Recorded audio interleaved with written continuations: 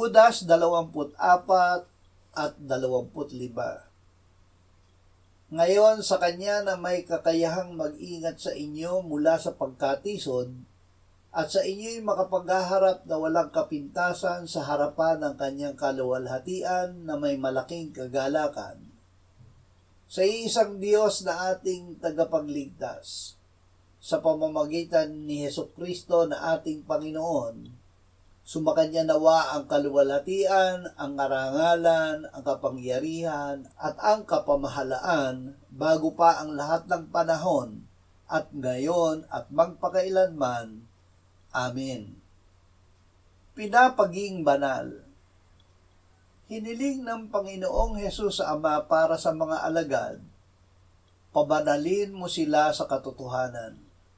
Ang salita mo ay katotohanan. Si Jesus man ay nagdusa sa labas ng pintuan ng lungsod upang gawing banal ang mga tao sa pamamagitan ng kanyang sariling dugo. Ang mananampalataya ay itinalaga ng Diyos Ama at ginawang banal ng Espiritu upang sumunod kay Jesucristo at mawisikan ng kanyang dugo. Ito ang kalooban ng Diyos, ang inyong pagiging banal.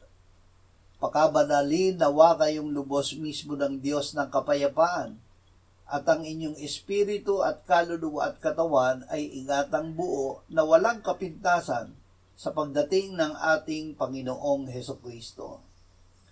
Tapat ang sa inyo'y tumatawag na gagawa rin naman ito.